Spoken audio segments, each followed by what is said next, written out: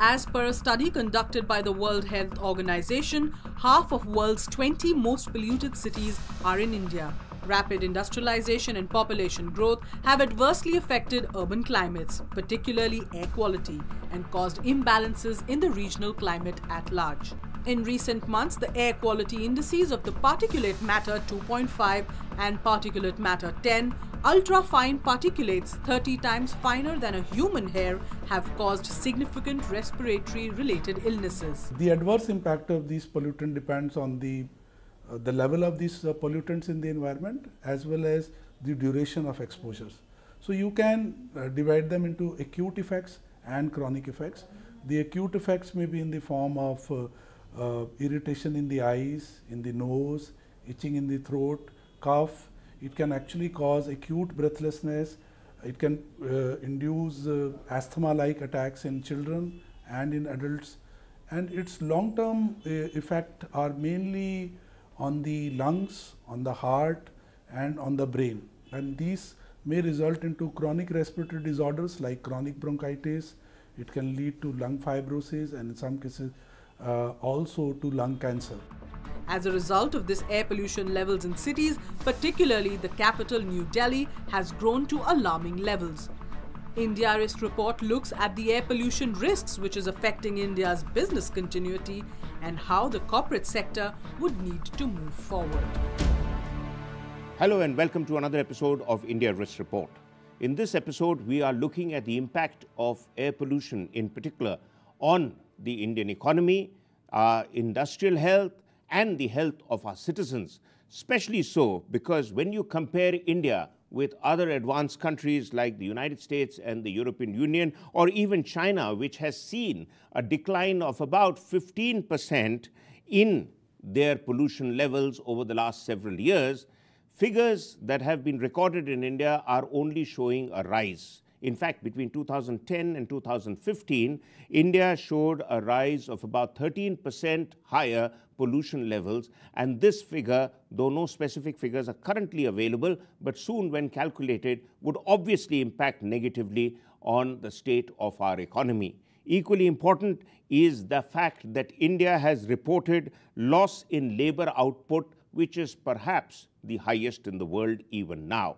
And therefore, to look at the impact of pollution, we have two very well qualified and eminent experts with us. We have Dr. Group Captain Rajiv Seth, who is now the Pro-Vice Chancellor at TERI University and does a lot of work on environmental related issues. And we have Mr. Rajiv Kapoor, the Executive Director in the Minda Industries Group, and looking specifically at the automotive part of the industry, but obviously is very knowledgeable on matters related with pollution. I'll go to you, Dr. Seth, sir. I mean, pollution is something that really is now reached a level which is seriously hazardous to health. But this is not the first time this has been happening here in India. I mean, for the last recordable 5 to 7 years or maybe 10 years of our recent memory, every year come winters and pollution levels go through the roof. Firstly, what would you attribute all this to? Because the general understanding is, and the effort on the part, say for example, the Delhi government, is to say that all the ills lie with the people who drive vehicles. And vehicular pollution is the one which is causing all the problem. But my understanding is there are bigger issues which for political reasons we are not addressing. Unfortunately, Maruf, I think we have to realize the importance of how much harm we are causing to ourselves by not looking at air pollution in a continuous manner. You yourself said it's being looked at once in a year every time that the pollution levels in Delhi skyrocket. In a day, we breathe something like 30,000 times. We've taken something like 12,000 liters of air. That's the kind of volumes we are looking at. And if we are not breathing good air, the kind of losses that happen, welfare losses, productivity losses are tremendous. Now, to attribute what's happening in Delhi once in a year to a single phenomena may not be correct. So what's important to see is, like in any other risk management, I think we've got to identify what are the possible risks, prioritize them, and then look at each one of them one by one. Unfortunately, what we are doing is find the nearest scapegoat, find the easiest one, and attack it. Now, this is short-lived. We ourselves are looking at a short-term solution, waiting for the rains to come, clear away things, and then we'll forget about all this for 1 year more. No, so where do you point the blame for that? Clearly, there is a mismatch between what experts like you know and maybe the desire on the part of successive governments to implement what should have now been, I mean, if you look at figures in even countries like China, they've actually progressively moved forward towards confronting pollution. We are only slipping down and down the dark alley. So I think because we are trying to attribute all the blame to one aspect, if you were to look at a pie chart of how each of these factors is contributing to air pollution, you would find many things contributing to it. So there's something like 40% contributing to air pollution from road dust. Now, nobody is looking at these kind of things. Industry may be about 11%, but let's look at road dust. What are we doing to address this? We are seeing even small scale construction happening on roadsides.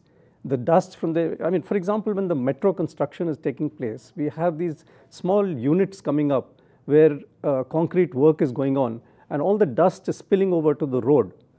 Every vehicle which passes. So essentially, your point, sir, is that there are many issues, but even if you look at the major ones, we don't seem to go beyond recognizing that this is a problem. But then what do you do? We don't seem to tackle them. Yes, Mr. Kapoor, road dust brings me to the automotive industry, which brings me to your area of expertise. But, I mean, we all use automobiles, so it's not going to be fair on any of us to try and say that we are single-handedly only the culprits. But the fact is that there is, and I just want you to set the record straight before we move on to the larger issue of the economy and the investor confidence and all. And I just want very quickly bullet points that what is it that governments have against individual transport users when the governments have, by recorded evidence, done very little to provide adequate public transport which can satisfy the need of collective movement of people from place A to place B and thereby reduce pollution, whether through road dust or smoke or exhaust fumes or whatever. So there is that one aspect. The second aspect is, if the government was to take harsh measures on what some politicians might say war footing, how would it impact your industry? Yeah, Maru, so I'll address this in two stages. One, you talked about the lack of mass rapid transports and all those areas where the government should have acted much faster. So we are having a lot of automobiles on the road, but let me put the record straight. The automotive organizations in India are mostly global organizations and some of them are Indian organizations. They have very high governance standards. They follow and comply with all the government emission norms and all. So there is no pollution related to that. Secondly, the vehicles which they manufacture are also meeting the government rules and regulations of emission, let's say BS4 standards and now BS6 standards coming up. So I think the automotive industry is very conscious about all these things, and they are spending huge amount of resources to make sure that they stay within the compliance levels. So therefore, just to interrupt, the finger pointing at the big SUV walas is more out of a sense of envy than any realistic assessment. I think you can say that. Okay, let's move on to this. Okay, I just wanted to address that point. Yes, the second aspect which you mentioned is about the future, what's going to happen if there are some harsh measures taken. Of course, I think we heard the government talking about the electric vehicles coming in. I think that's a good way to get out of all these emissions which are on the road. But again, that's a few years or maybe a decade away.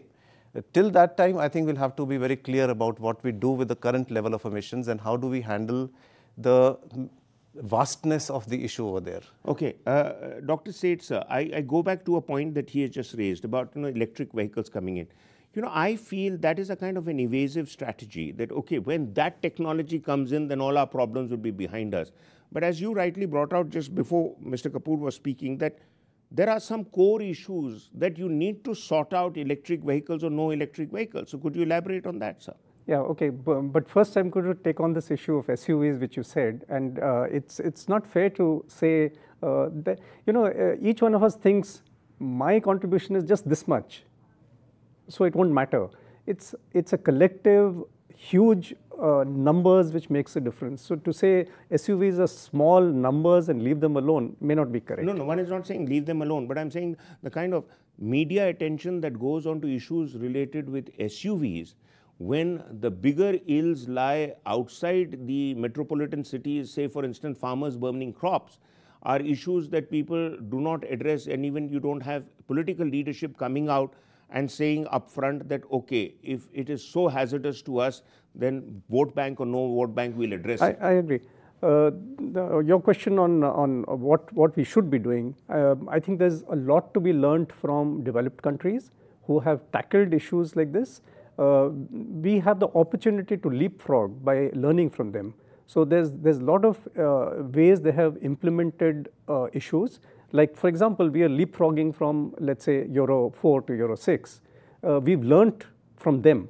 There are many aspects even of how to tackle air pollution, whether it's in thermal power plants or whether it's in the construction industry, where we need to pick up how these have been tackled and implement them in India. Right. Mr. Kapoor, short question, quick answer.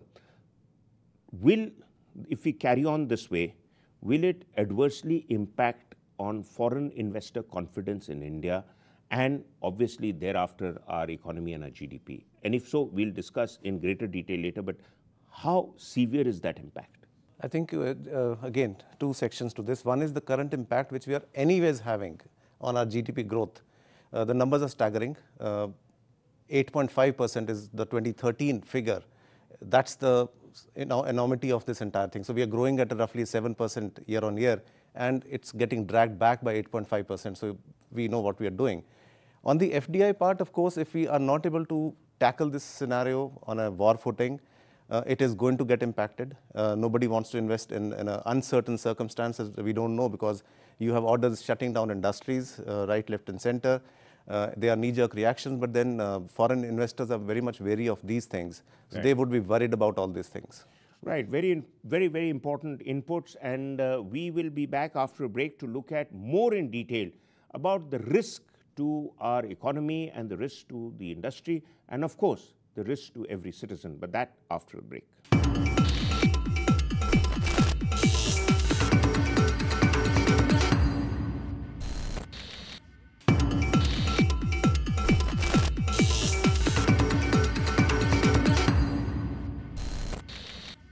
Welcome back. In this show, we are looking at the hazards of air pollution and the negative impact of continuous air pollution on the Indian economy and the image that India gives to the international investor.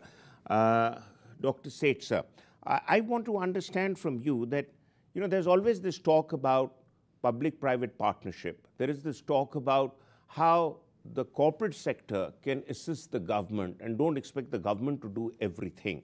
So, briefly, how would you devolve the responsibilities between the two if we are to collectively address a problem, because it affects our health, it affects the state of the country's economy and the country's economic health, and most importantly, it affects the future generations of India that, you know, we are trying to build for and leave behind. But if this is the state of play, and doesn't leave much room for optimism, at least at now. So, first of all, pollution is a costly affair. There's a lot of cost involved in not trying to tackle pollution, right, whether it's health impacts or other impacts. Right. Now, we have to look at the benefit-cost ratio right. before we do anything else. And the benefit-cost ratio of tackling air pollution is tremendous. It could be as high as 30:1. And this is figures which we have seen the US from 1970 till now. Yeah. They have something like 30:1 benefit to cost ratio of tackling this. The second aspect is that politicians or the government might tend to look at it in a short-term view because of whatever political reasons. Whereas if we were to make this a PPP kind of a model, then it has a longer benefit, because the private sector would look at it in a longer in a manner. So they would look at profits coming in at a later date. So the first assumption that tackling pollution will not yield benefits, or we cannot grow without tackling pollution, is incorrect, and we've got to be able to grow sustainably.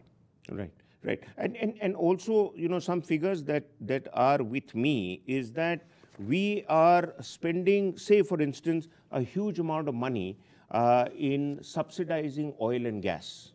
But we are not spending anything close to the $16.9 billion that we have been projected to be spending on issues related with health, which is causing linked diseases, which, as you brought out, sir, is about $140.7 billion worth in the impact value on the economy. So quite clearly what you invest, so the obverse of what you are also saying is also true, sir, that it is you spend 30 times more and you get one-time benefit, but here if you don't spend, then you get many times more damage to your state of economy and the health of your employees. That's what I was meaning. Sir. So when you invest 1 rupee, you're actually saving 30 rupees, Brilliant. which you would need to spend if you don't spend this 1 rupee. Okay. Kapoor Saab, now I want to understand, see, the fact is that as far as air pollution is concerned, there are several industry-related issues there. One of the problem areas that we all have, and we've not been, and you being an industrialist may be able to wisen us a bit, while Dr. Seth just brought out the importance of public-private partnership, my worrying factor is that while the private industry might have heads rolling and greater sense of accountability, the public sector enterprises might not be so swift at enforcing the same penalties. So how would you see that gap being narrowed if you are to work together with governmental agencies?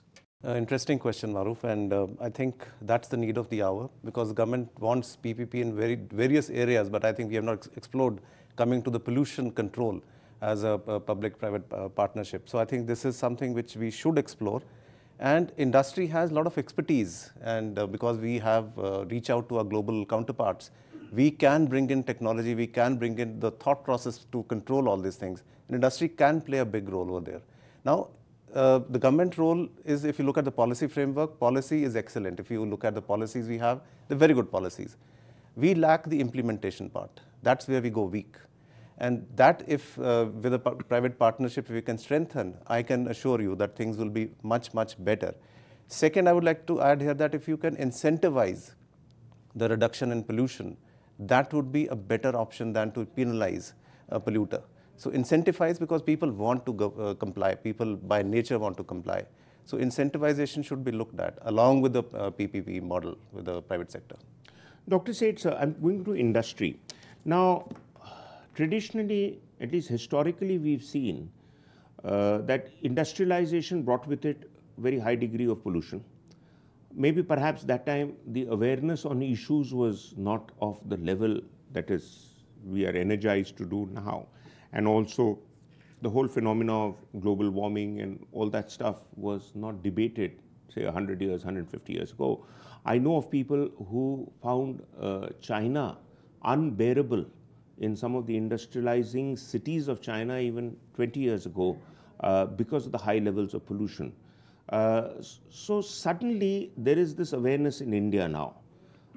You mentioned about the need to have more comprehensive long-term vision. What would you recommend should be the long-term vision that must become a must-do and has to be implemented? I mean, it should become almost a law for all of us that you need to follow this. Otherwise, sorry friend, you're out of business. What would you suggest? So the first thing we have to understand is, with industrialization, we are going to grow in our demand for energy. And energy and pollution, you seem to say, are going hand in hand. But actually, you can have energy without polluting. Yes, you can. So the silver lining is that the government of India and across the world, we are stressing a lot on using renewable energy. Simultaneously, we're looking at efficiency in usage of energy. These two factors, whilst we switch to renewable energy, focusing on energy efficiency is going to drive down the the polluting energy kind of requirement of industry. So may I interrupt here?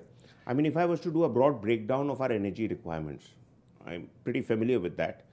Coal provides 60 to 65% of our energy. Now, we know that Indian coal in quality is not as good as some other coal that is available, probably say Indonesian coal or whatever. Second, oil provides the next bulk of it. But again, there are usages of oil-related energy which are not entirely polluting. Third, you have the factor of nuclear energy if it comes to its optimum usage with Indo-US nuclear deal and whatever, maybe 8 to 9% of our entire usage.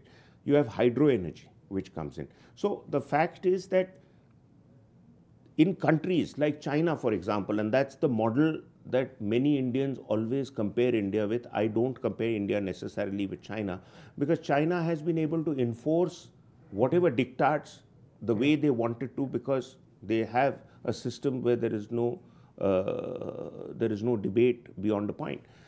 The issue, I think, for us is equally important is what do we put as the minimum acceptable norms and still continue to grow. I mean, there are a lot of people in India who would say, fine, we live with pollution, but we still want to grow at 9% or 10%. So where do we draw the line? And you as an environmentalist must educate us. Yeah, so I think it's wrong to say that we must tomorrow switch entirely to renewable energy. We can't do it. There are some stumbling blocks. I mean, energy storage, for example, is a stumbling block at the moment. It's costly, and when it comes down, we'll probably switch much faster. But at the moment, we living with whatever coal we have, with whatever oil usage, I think there needs to be more and more stress on energy efficiency. So the more efficient we become in using that energy, we'll be achieving what we can in the medium term till we switch completely or to a very large extent to renewable energy. Thank you. Mr. Kapoor, the cost you pay for growth, because the growth itself gives you some benefits, but it comes at a cost. It comes at a cost to your children, to your youth, to your society, to your people, to the state of your economy, to the state of your employees. Because my figures here show that a lot of employees are reporting respiratory problems, even in the corporate sector, in their very sanitized offices. Absolutely. So can you give us a drift on the costs and how it really could have been better managed, and our GDP figures may have been looking better? Yeah, of course. So I'll give you some figures on the, let's say, how are the corporates covering their employees. I think they're buying a much higher level of insurance covers. I've got some global figures, and they are not for the Indian segment only. From a $3.5 trillion in, let's say, 10 years ago, it is slated to go to $23 trillion in 2060. Insurance cover. Insurance cover, because of the respiratory things which are leading to diseases. Right. That's staggering. Also, if you look at the loss of productivity because of people calling in sick, they are not reporting for duty.